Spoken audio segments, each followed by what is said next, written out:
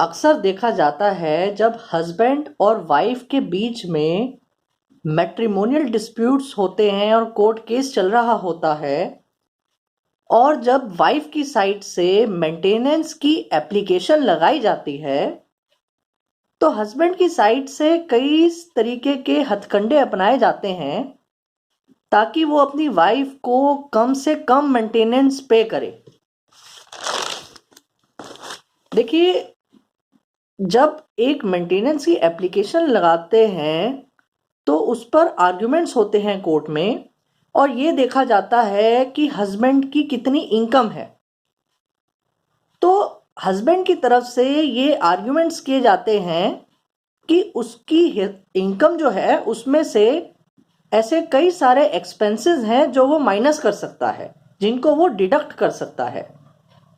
तो हस्बैंड बहुत बार ये कहते हैं कि उन्होंने जिस घर में वो रह रहे हैं उसका रेंट पे करना है। हस्बैंड ये कहता है कि उसने हाउस लोन ले रखा है जिसकी हर महीने ईएमआई पे करनी है। हस्बैंड ये कहता है कि उसने कार लोन भी ले रखा है जिसकी हर महीने ईएमआई पे करनी है। या हस्बैंड ने किसी और तरीके का कोई अपना पर्सनल लोन लिया हुआ हो। बहुत बार तो वो ये कह देता है कि जो मेंटेनेंस पे करनी है उसी का उसने लोन उठा रखा है। या फिर वो ये कहता है कि जो कार वो यूज करता है उसमें काफी खर्चा होता है पेट्रोल का।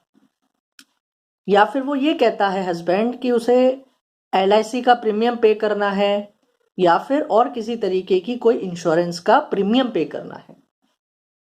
तो क्या इन तरीके के एक्सपेंसेस को एक हस्बैंड अपनी इनकम में से डिडक्ट करके जो अमाउंट बचती है, क्या वो कह सकता है कि इस अमाउंट पर मेंटेनेंस कैलकुलेट की जाए जो उसकी वाइफ को पे करनी है?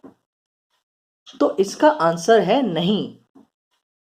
एक ऑनरेबल दिल्ली हाई कोर्ट की रीसेंट जजमेंट में, जिसका नाम है Mariyamma versus Mani criminal revision petition number 666/2018 dated April 6, 2023, इस ऑनरेबल दिल्ली हाई कोर्ट की रीसेंट जजमेंट में यह बताया गया है कि एक हस्बैंड किन किन एक्सपेंसेस को अपनी इनकम में से डिडक्ट कर सकता है मेंटेनेंस की कैलकुलेशन करने के लिए। तो ऑनरेबल दिल्ली हाई कोर्ट ने यह बताया और उन्होंने पुरानी ऑनरेबल सुप्रीम कोर्ट की जजमेंट्स का रेफरेंस दिया कि सिर्फ वो एक्सपेंसेस जो मैंडेटरी हैं, जो स्टैट्यूटरी हैं और जो कंपलसरी पे करने होते हैं, सिर्फ ऐसे एक्सपेंसेस को ही एक हस्बैंड अपनी इनकम में से डिडक्ट कर सकता है। तो ऐसे एक्सपेंसेस कौन से होते हैं? ऑनरेबल दिल्ली हाई कोर्ट ने कहा जैसे कि इनकम टैक्स। अगर हस्बैंड को इनकम टैक्स पे करना होता है तो उस एक्सपेंस को वो अपनी इनकम में से डिडक्ट कर सकता है।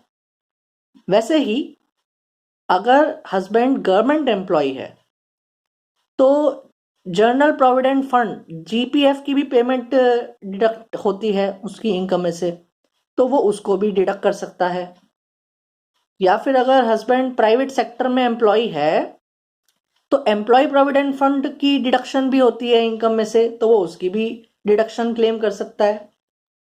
तो सिर्फ इन तरीके के मैंडेटरी या स्टैट्यूटरी या कंपलसरी एक्सपेंसेस को ही एक हस्बैंड अपनी इनकम में से डिडक्ट कर सकता है और उसके बाद जो इनकम बचती है उस पे कैलकुलेट की जाएगी कि वाइफ को कितनी मेंटेनेंस पे करनी होगी। तो इस तरीके के हथकंडे बहुत बार अपनाए जाते हैं हस्बैंड की साइड से कि वो जो है हाउस रेंट दिखा दे। अब चाहे 10,000 का पे करना हो लेकिन 30,000 का रेंट एग्रीमेंट बनवा दिया। या फिर जो है वो अपनी इनकम को कम करने के लिए बहुत सारे लोन ले ले, हाउस लोन ले लिया, कार लोन ले लिया, पर्सनल लोन ले लिया, उसकी ईएमआई की किस्तें जा रही हैं महीने हर महीने। या फिर एलआईसी की पेमेंट्स, तो इन तरीके के एक्सपेंसेस जो कि मैंडेटरी नहीं है, जो कि हस्बैंड अपनी खुद की इच्छा से कर रहा है, ऐसे एक्सपेंसेस को वो अपनी इनकम से डिडक्ट नहीं कर सकता और ये नहीं कह सकता कि इन एक्सपेंसेस को डिडक्ट करने के बाद जो उसकी इनकम बचती है सिर्फ उस पर वो अपनी वाइफ को मेंटेनेंस पे करना चाहता है। तो इस तरीके से एक हस्बैंड अपनी इनकम को कम दिखाकर अपनी वाइफ को कम मेंटेनेंस पे नहीं कर सकता। Thank you.